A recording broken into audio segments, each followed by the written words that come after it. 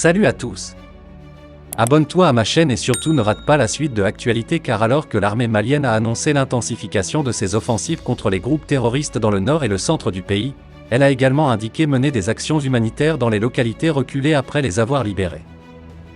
Opération Keleti-Guiyen, c'est le nom donné par l'armée malienne à un vaste travail impliquant des actions humanitaires qu'elle mène dans la région de Nara.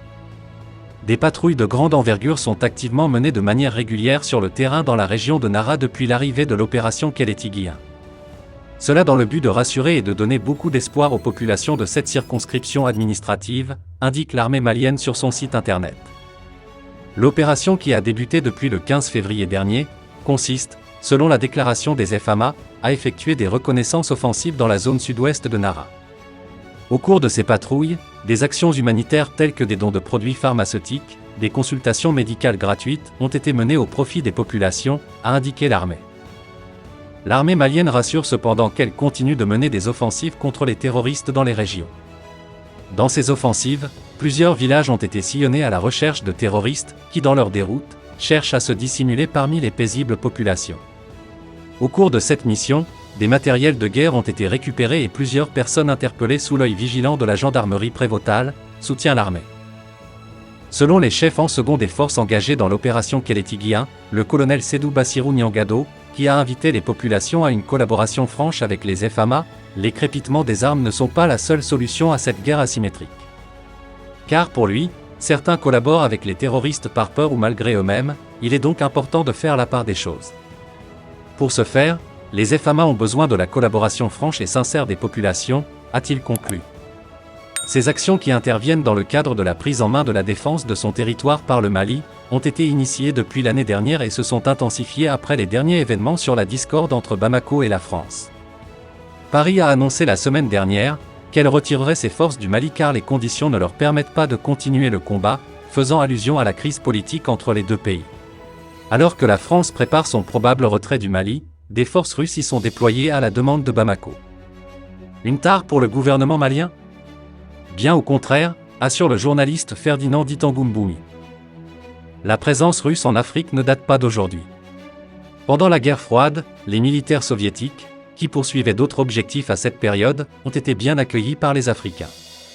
Le journaliste gabonais Ferdinand Ditangoumboumy remet la présence russe en Afrique décriée par Paris dans son contexte.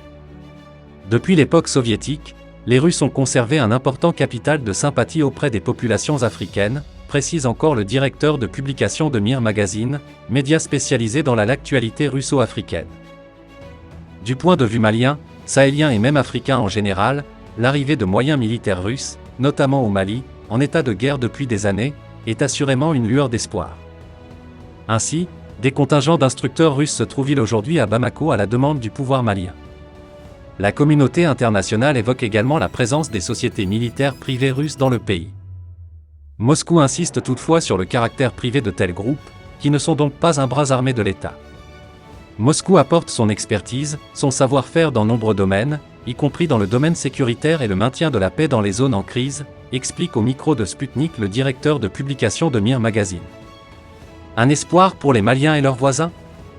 Force est de constater que les moyens diplomatiques et militaires français déployés au Mali depuis 2013 n'ont pas réussi à empêcher la propagation du djihadisme. À l'époque, il était surtout national, s'étendant tout au plus aux voisins nigériens et burkinabés.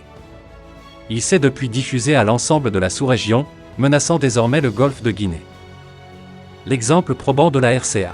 C'est la raison principale de l'engouement local pour les moyens militaires russes privés ou étatiques, explique notre interlocuteur. La Russie étant selon lui capable d'apporter une stabilité que la France n'a jamais réussi à assurer. Selon une annonce faite par l'état-major général des armées ce samedi 19 février 2022 et relayée par la page d'information Radio Oméga, au moins 57 terroristes ont été tués hier vendredi 18 février 2022 dans un accrochage entre les FAMA, forces armées maliennes, et des hommes armés. Plusieurs matériels auraient été également détruits. En ce qui concerne le camp malien, on déplore malheureusement 0,8 soldats tués et une dizaine de blessés, indiquent des sources concordantes. Il faut noter que cette attaque intervient juste après l'annonce du retrait des soldats de l'opération Barkhane du sol malien. Alors amis lecteurs, le retrait des soldats étrangers est-il vraiment nécessaire pour lutter efficacement contre le terrorisme au Mali ? 8 soldats maliens ont été tués et près de 60, terroristes neutralisés, vendredi dans le nord du pays lors d'une opération de l'aviation malienne, dans une zone où des dizaines de civils sont morts cette semaine. L'aviation malienne est intervenue vendredi pour détruire une base terroriste à quelques dizaines de kilomètres des frontières avec le Burkina Faso et le Niger, où de violents combats ont fait 8 morts chez les soldats et 57 terroristes neutralisés, selon un communiqué de l'armée diffusé samedi.